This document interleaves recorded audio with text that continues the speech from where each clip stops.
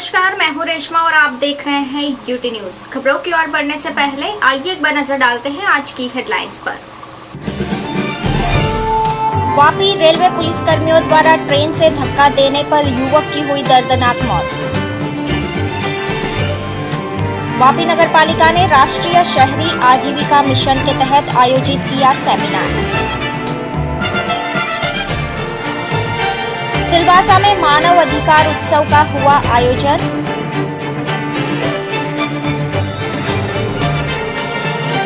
और नगरपालिका चुनावों के तहत सिलवासा में ईवीएम मशीनों की हुई जांच।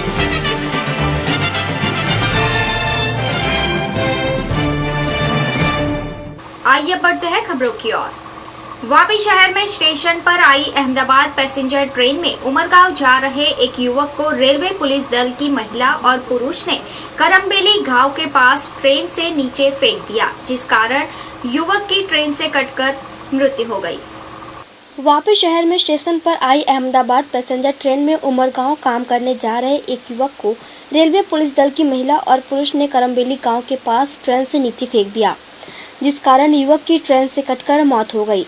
इस पश्चात युवक की मौत के बाद ट्रेन में सवार पैसेंजरों ने अगले स्टेशन भिलाड़ पर ट्रेन को रुकवाकर पुलिस कर्मचारियों को ढूंढा, परंतु पुलिस कर्मचारी घटनास्थल से फरार होने में कामयाब हो गए।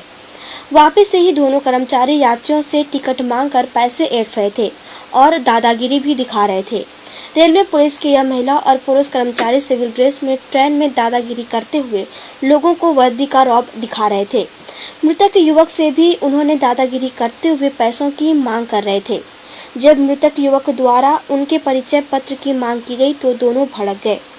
वापी शहर हद को छोड़ने के बाद करमबेली गांव स्टेशन के नजदीक झगड़ा बढ़ गया था, जिससे गुस्साए कर्मचारी और महिला कर्मचारी ने युवक को चालू ट्रेन से धक्का मारकर नीचे फेंक दिया। नीचे गिरते ही युवक की ट्रेन के पहिए में आकर मौत हो गई। युवक की जानकारी में उसके जेब से उमरगांव का टिकट बरामद किया गया है और वह वापी से उमरगांव कलर काम करने के लिए जा रहा था।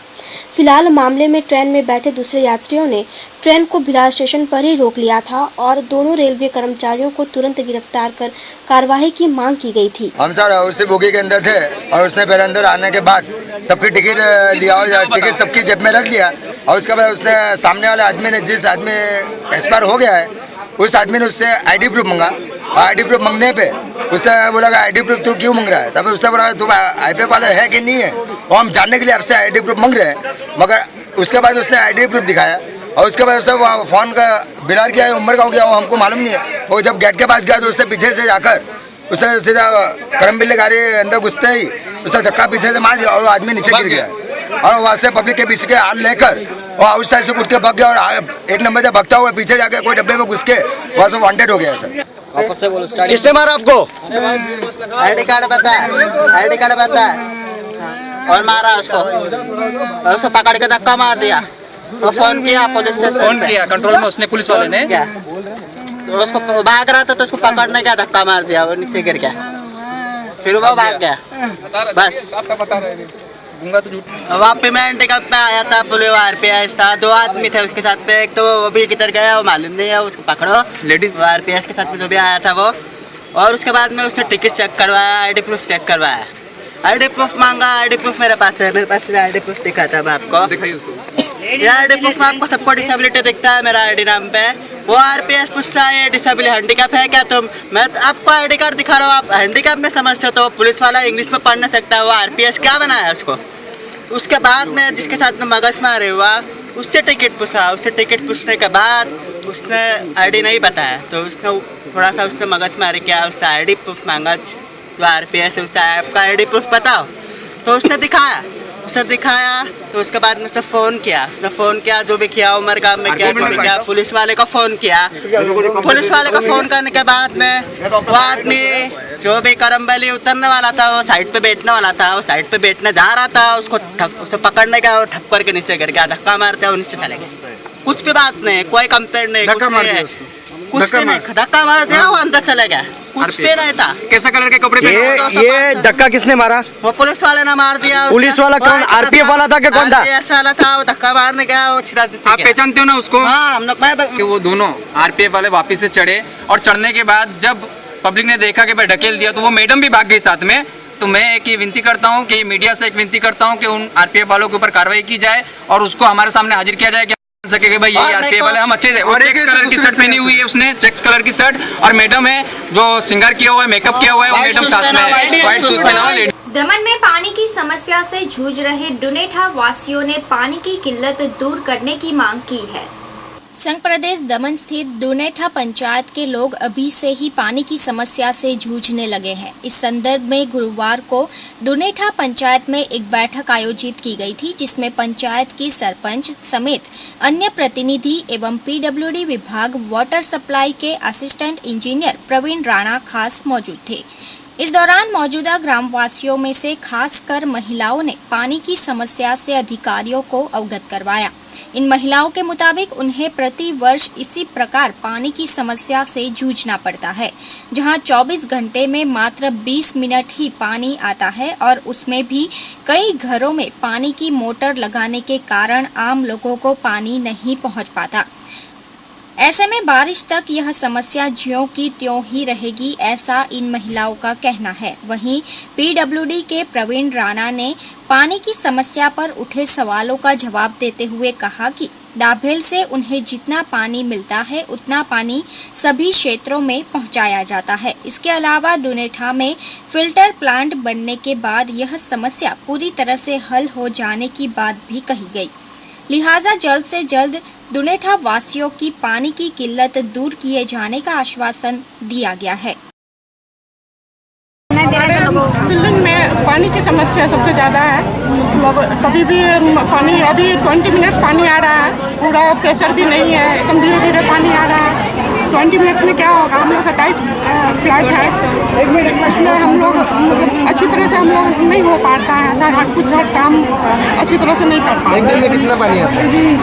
20 मिनट 20 मिनट नहीं पानी, प्रेशर भी कम है, एकदम धीरे धीरे पानी आता है। आज जो यहाँ मीटिंग हुई है उसमें आप लोग ने क्या मुद्दा रखा? हमने पानी का मुद्दा रखा है कि आप लोग क्या हमारे लिए सेवा करने के लिए मतलब किस तरह से मतलब हम लोग सुविधा मिल सकता है, जिसके द्वारा हमारा समस्या हल हो सके। इधर पानी का बहुत प्रॉब्लम है। 20 मिनट का ये पीडब्ल्यूडी पानी आता है, इसके लिए हमने ये जजेस इधर लेके आया है, पानी का थोड़ा काम करके दे दीजिए ऐसे करके। कब से समस्या है पानी की? ये पानी से तो अभी से शुरू हो गया। अभी से कितने दिन, महीना? 3 समझो अभी ये महीना से स्टार्ट हो जाता था, कम से कम जून तक ये प्रॉब्लम होता है, बारिश तक ये प्रॉब्लम सॉल्व ही रहता है। हर ईयर मतलब एक साल यही प्रॉब्लम होता है। डुनेठा पंचायत में ज़्यादा लोग बोलते हैं कि अभी ये जनवरी महीना चालू हो गया तो पानी की अभी से कटौती हो रही है, तो इसके लिए आप क्या इंतजाम कर रहे हैं? तो मतलब ये पानी की कटौती क्यों हो रही है? पानी की कटौती क्यों हो रही है? एक तो इस साल थोड़ा बारिश भी कम हुआ है, सबको मालूम है, और जो यहाँ पर डुनेठा में जो पानी है वो ज़्यादातर यह हमारा ट्रीटमेंट प्लांट डाबेल से वहाँ से फिल्टर होकर पानी आता है। इसमें कोई ज़्यादा एडिशनल सोर्स हमारे पास है नहीं। इसकी समस्या का हल तो अभी जल्द होने वाला है। जहाँ पे क्या यहाँ पर डुनेठा है, अपना गांव है, वहाँ पे एक 17 MLD का कुछ एक नया ट्रीटमेंट प्लांट बन रहा है। इसके साथ वहाँ पे एक पानी का बड़ा पॉन्ड भी है, ट्रीटमेंट प्लांट भी बन जाएगा, पाइप लाइन साथ में डालेगी। तो एक करीब मेरे ख्याल से अभी ये काम कर रहा है ट्रीटमेंट प्लांट डुनेठा है ना, वो अंदर OIDC के अंदर में है। उन लोग का ऐसा मानना है कि अभी इस साल के एंड तक शायद हो जाएगा, तो पूरे डुनेठा के साथ पूरा दमन का प्रॉब्लम सोल्व हो जाएगा, नंदेवस्या का ज़्यादा प्रॉब्लम सोल्व हो जाएगा। इन दिनों विभिन्न जगहों पर हो रहे आतंकी हमलों से देश के सैनिकों की जान खतरे में है। पिछले दिनों पंजाब के पठानकोट एवं उधमपुर में हुए आतंकी हमले के दौरान भी 7 सैनिकों की मृत्यु होने की खबर मिली है। इस घटना की निंदा करते हुए दमनदीव प्रदेश कांग्रेस महामंत्री खुर्शीद मांजरा ने मीडिया के जरिए नरेंद्र मोदी की भाजपा सरकार पर कई सवाल उठाए। आजकल हम देखते आ रहे हैं कि नई सरकार आने के बाद, सरकार नहीं बनी थी तब हमारे प्रधानमंत्री जी नरेंद्र मोदी बार बार ये कहते थे कि पाकिस्तान को उसकी ही भाषा में जवाब देना चाहिए। तब राष्ट्रपति प्रणब मुखर्जी, प्रधानमंत्री मनमोहन सिंह जी थे, और आज जब ये हो रहा है उनके ही शासन में, जब वो प्रधानमंत्री है देश के, तो हमने देखा है कि पठानकोट में क्या हो गया, एयरफोर्स के बेस पर, उधमपुर में हुआ। पाकिस्तान को उसकी ही भाषा में जवाब देना चाहिए। इंटरनेशनल प्रेशर कुछ ही नहीं, पाकिस्तान जो जवाब भाषा में बात करता है उसकी भाषा में जवाब देना चाहिए। तो मैं मीडिया के जरिए और कांग्रेस पार्टी के महामंत्री होने के नाते प्रधानमंत्री जी से ये संदेश पहुंचाना चाहता हूँ कि किस भाषा में वो जवाब दे रहे हैं। जब 6 आतंकवादी घुस जाते हैं और उसके अगेंस्ट में हमारे 7 सैनिक मर जाते हैं तो ये बहुत दुखद घटना है। ये 56 इंच का सीना कहाँ चला गया। इसलिए मैं ये मीडिया के जरिए और कांग्रेस पार्टी के जरिए प्रधानमंत्री को बताना चाहता हूँ कि अब वो वक्त आ गया है कि जो आप बोलते हैं वो करके दिखाए। नहीं तो हाथी के दांत बताने के अलग और चबाने के अलग ऐसी बात हो रही है। उन्होंने बहुत जोर जोर से इंटरव्यू दिया था, उसमें ये कहा था कि मैं अगर मेरा शासन होता तो हम ये कर देते वो कर देते, लेकिन कुछ नहीं है, खाली फूल बंगा है। लोगों को धोखे में डालने की ये कोशिश है और भारत की सीमा की सुरक्षा की जो स्थिति है वो काफ़ी ख़राब है। हमारे जो सोल्जर, हमारे सैनिक जो है वो मायूस है। इसलिए आज वक्त आ गया है कि भारत सरकार को इसमें कुछ करना चाहिए। खाली बोलने से कुछ नहीं होगा, नहीं तो वक्त आएगा कि चीन, पाकिस्तान, बांग्लादेश से घुसनखोरी करके हमारे ऊपर हावी हो जाएंगे और अगर भारत की सुरक्षा खतरे में पड़ गई तो हम सब के लिए बहुत दुख घटना होगी। इसलिए प्रधानमंत्री से एक बार फिर से मैं कहना चाहता हूँ कि वो अगर वही भाषा जो वो सोचते थे प्रधानमंत्री बनने से पहले, आज वो भाषा का प्रैक्टिकली प्रयोग करके दिखाए ताकि जनता को उसमें विश्वास बैठे। वापी नगर पालिका द्वारा राष्ट्रीय शहरी आजीविका मिशन के तहत वापी विस्तार में फेरी वालों को तालीम देने हेतु कार्यक्रम का आयोजन किया गया। भारत सरकार द्वारा लागू किए गए राष्ट्रीय शहरी आजीविका मिशन के तहत भारत के विभिन्न राज्यों के क्षेत्रों में हर प्रकार के फेरी वालों को तालीम दी जा रही है। इसी के तहत गुजरात के 6 से 7 शहरी विस्तारों में फेरी वालों के लिए तालीम का आयोजन किया जा रहा है, जिसकी शुरुआत वापी विस्तार से की गई है। वापी नगर पालिका द्वारा राष्ट्रीय शहरी आजीविका मिशन के तहत शहर शहरी तालीम का आयोजन किया गया है। Doctor Abdul Kalam shopping centre में इस कार्यक्रम का आयोजन किया गया है, जिसमें 300 से अधिक फेरी वालों की उपस्थिति देखी गई। इस कार्यक्रम की शुरुआत नगर पालिका प्रमुख एवं नगर पालिका सीईओ की उपस्थिति में दीप प्रज्वलित कर की गई। तालीम के तहत बताया गया कि फेरी वालों का पंजीकरण भी करवाया जाएगा। राज्य सरकारनी शहरी आजीविका सेंटर तरीके तालीम कार्यक्रम छेल्ला 6 महीनाथी चालतो आखा गुजरात राज्य में प्रथम 6 થી 7 शहरी विस्तारों नक्की करवामां आवेला। जेमां एना आंकड़ा जोता वापी पर भार વધુ મૂકવાની વિનંતી કરી અને સરકારે કીધું કે ભાઈ વાપીમાં તમે આવીને તાલીમ કાર્યક્રમ શરૂ કરજો, એટલે વાપી એક કોસ્મોપોલિટન પરપ્રાંતીય વિસ્તારથી ઉભરાયેલો પ્રદેશ છે। ફેરિયાઓ એટલે નાના વેપારી જેને આપણે સંબોધીએ છીએ, ફેરિયાઓ એક મહત્ત્વનો આર્થિક સ્ત્રોત છે વાપીનો। તો એ લોકોને યોગ્ય સામાજિક ધિરાણ મળી રહે, યોગ્ય વેપાર કરવાની જગ્યા મળી રહે, શહેરમાં સામાજિક સુરક્ષા જળવાઈ રહી, સ્વાસ્થ્ય જળવાઈ રહી, એ તમામ પ્રકારનું એક તાલીમનું આયોજન આપણે કરવાનું હતું।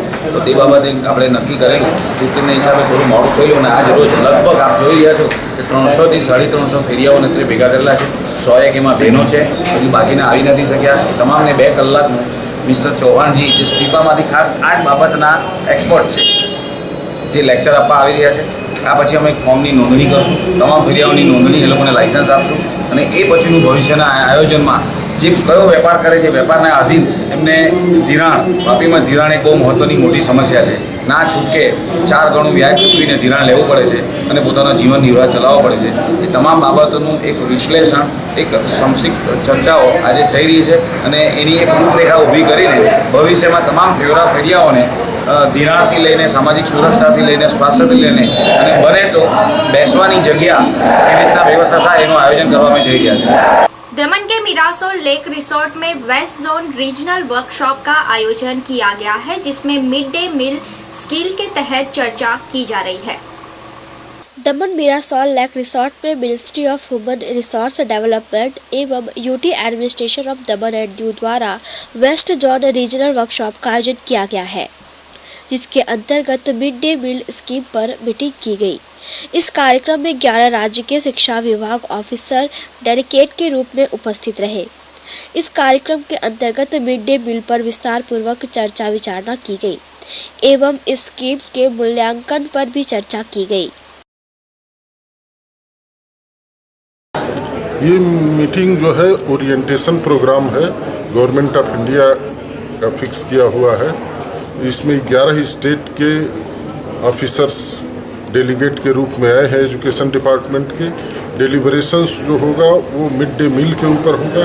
मिड डे मील की स्कीम का इवेल्युएशन किया जाएगा और उसमें आगे आने वाले दिनों में क्या क्या सुधार लाए जा सकते हैं, पिछले दिनों में क्या क्या कमियां थी, उसको आगे कैसे इम्प्रूव किया जा सकता है, इसके बारे में डिटेल चर्चा होगी। सिलवासा में भारतीय मानव अधिकार एसोसिएशन द्वारा राष्ट्रीय सेमिनार का आयोजन किया गया। सिलवासा के स्वामी नारायण मंदिर हॉल में भारतीय मानव अधिकार एसोसिएशन द्वारा राष्ट्रीय सेमिनार का आयोजन शुक्रवार के दिन किया गया, जिसमें मुख्य अतिथि के रूप में राष्ट्रीय महिला आयोग रेखा शर्मा एवं राष्ट्रीय अध्यक्ष अनुराग चंद्रवंशी उपस्थित हुए। इनके सहित अन्य अग्रणियों ने भी अपनी उपस्थिति दर्ज करवाई। कार्यक्रम का प्रारंभ मध्याह्न 1 बजे किया गया, जिसके अंतर्गत अनेक लोकगीत एवं लोक नृत्य की प्रस्तुति दी गई। इस कार्यक्रम के तहत उपस्थित लोगों के समस्याओं को सुना गया एवं समस्याओं के निराकरण का आश्वासन दिया गया। इसी के साथ मानव अधिकार के हर मुद्दे पर विस्तार पूर्वक बातचीत की गई। खास तौर पर महिला अधिकार पर चर्चा की गई एवं महिलाओं को उनके अधिकार के बारे में बताते हुए उन्हें अपने हक के लिए लड़ने अथवा आवाज उठाने पर जागरूक किया गया। गौरतलब है कि मानव अधिकार पर जोर डालते हुए सिलवास वासियों को जागरूक किया गया एवं महिलाओं को हर क्षेत्र में आगे बढ़ने हेतु हौसला दिया गया। कोई भी लॉ, कोई भी देश का नेता, कोई भी कुछ भी इंसान को वहाँ तक नहीं पहुँचा सकता जहाँ होना चाहिए, जब तक इंसान खुद ना चाहे और समाज में बदलाव ना हो। तो समाज में बदलाव कहाँ से आ सकता है? परिवार से।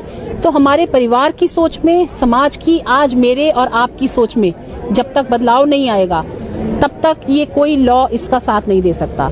और जब हमें ये काम करना है कि हमें मुझ में, मेरे को, मैं अपने में बदलाव लाऊं, आप खुद में बदलाव लाएं, तो वो लॉ सब तभी काम करेंगे जब मैं और आप अपने में बदलाव लाएंगे। पिछले 1 साल में मुझे लगता है लोगों बात तो करने लगे बेटी बचाओ की।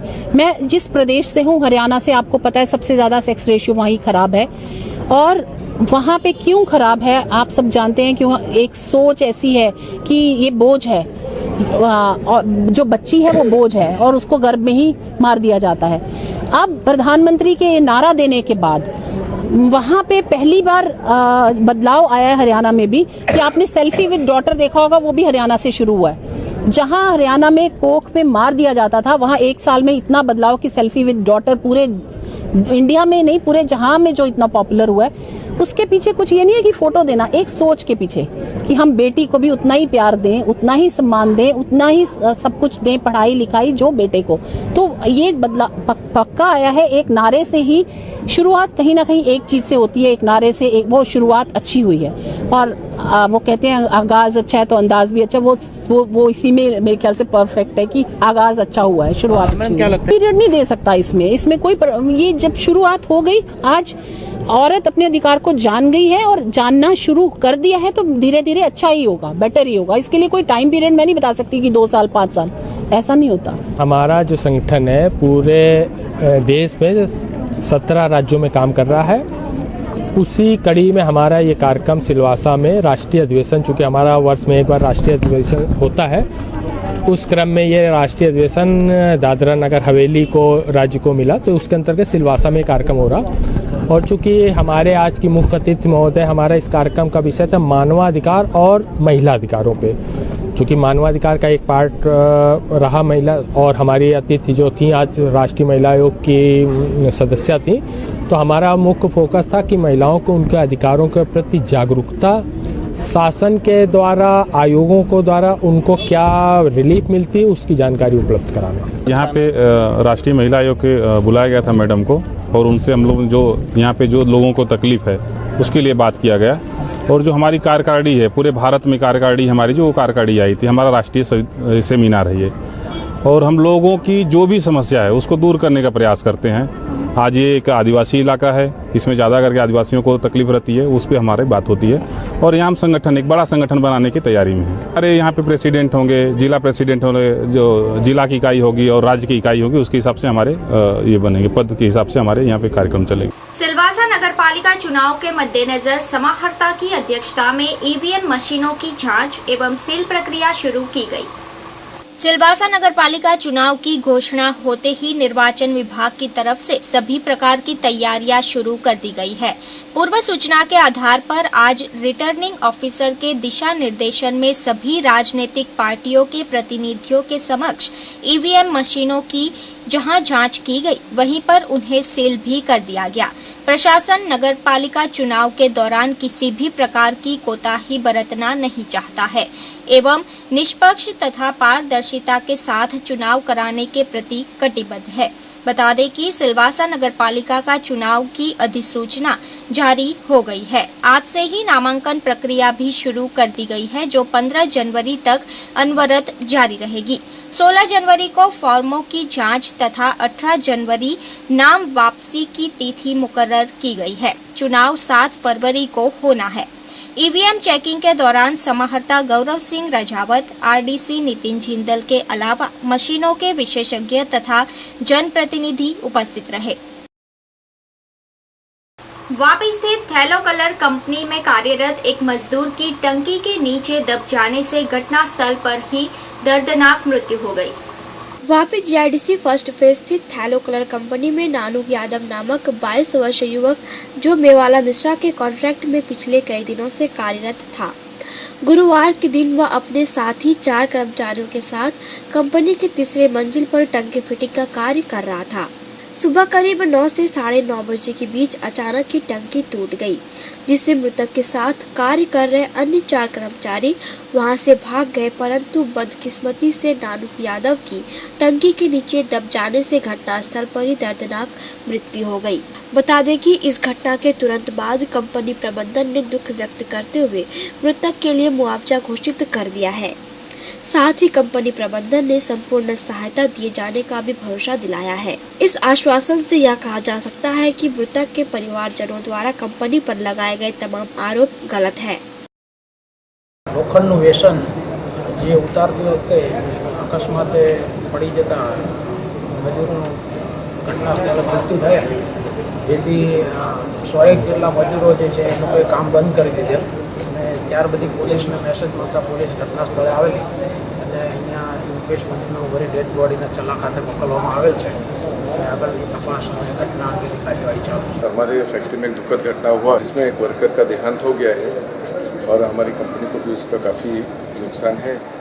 और हम लोग हमारी कंपनी के रूल्स एंड रेगुलेशन और पुलिस की मदद से जो उसको, उसकी फैमिली और उसके बच्चों को जो भी हम लोग करना चाहेंगे वो हम लोग फाइनेंशियली हेल्प करेंगे।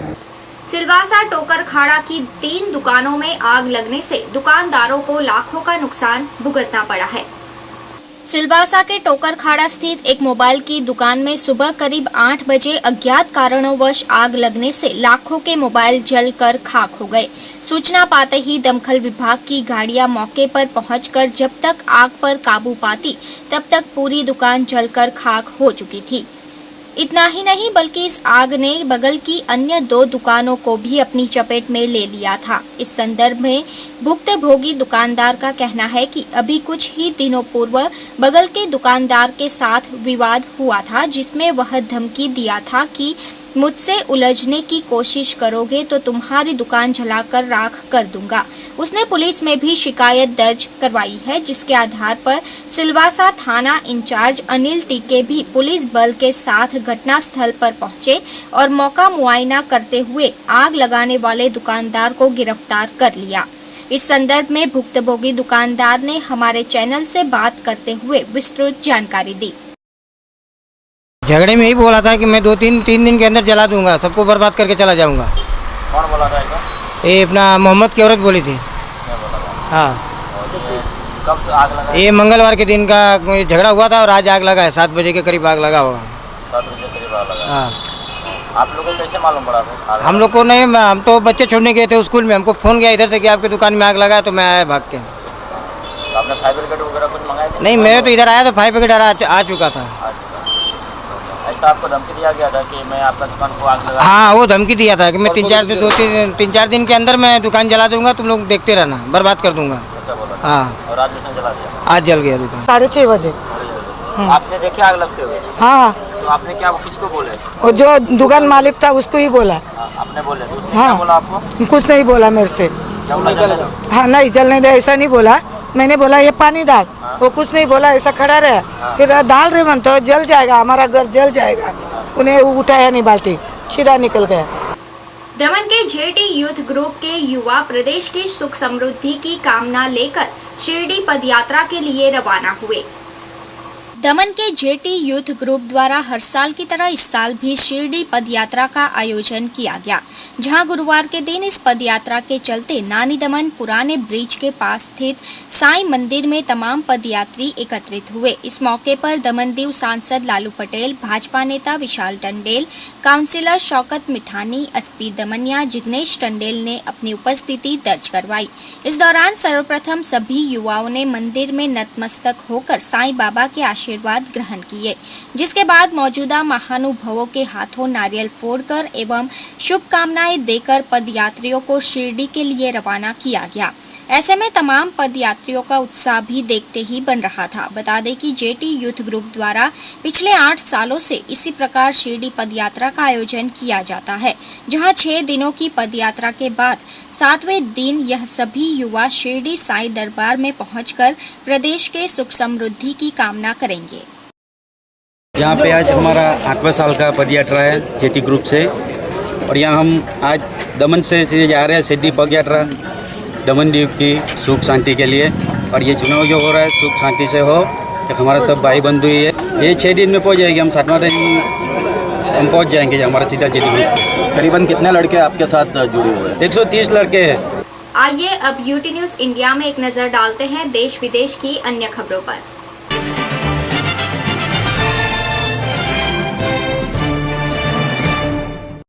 नमस्कार दर्शकों, मैं स्नेहा यूटी न्यूज इंडिया में आप सभी का स्वागत करती हूं। आइए अब बढ़ते हैं खबरों की ओर। लीबिया में ट्रक बम हमले से कम 60 लोगों की मौत हो गई, जबकि करीबन 200 लोग घायल हो गए। लीबिया के पश्चिम जेलेटिन शहर में एक पुलिस प्रशिक्षण केंद्र के पास यह घटना घटी। बता दें कि इस ट्रक बम हादसे में 60 लोगों की मौत हो गई और करीबन 200 लोग घायल हो गए। अधिकारियों द्वारा 60 शव निकाले गए हैं।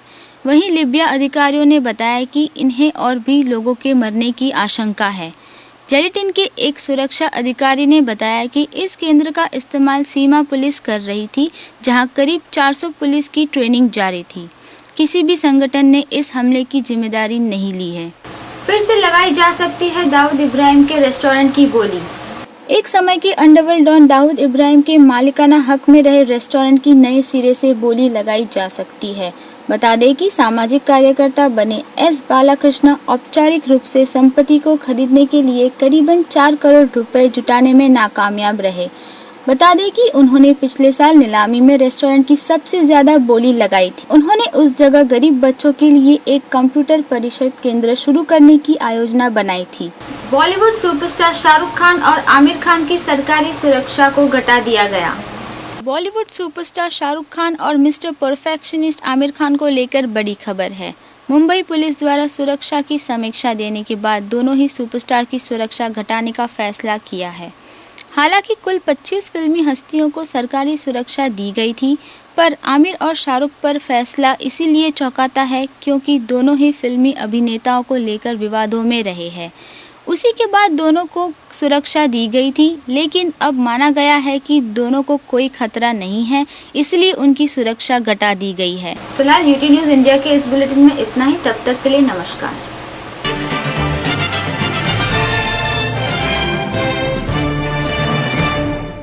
समाचार समाप्त करने से पहले फिर से नजर डालते हैं आज की हेडलाइंस पर। वापी रेलवे पुलिस कर्मियों द्वारा ट्रेन से धक्का देने पर युवक की हुई दर्दनाक मौत। वापी नगर पालिका ने राष्ट्रीय शहरी आजीविका मिशन के तहत आयोजित किया सेमिनार। सिलवासा में मानव अधिकार उत्सव का हुआ आयोजन।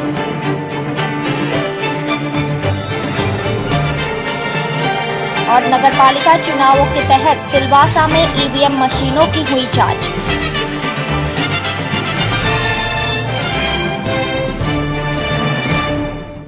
फिलहाल यूटी न्यूज के इस बुलेटिन में इतना ही। अगले बुलेटिन में हम फिर हाजिर होंगे कुछ और ताजा तरीन खबरों के साथ। तब तक के लिए नमस्कार।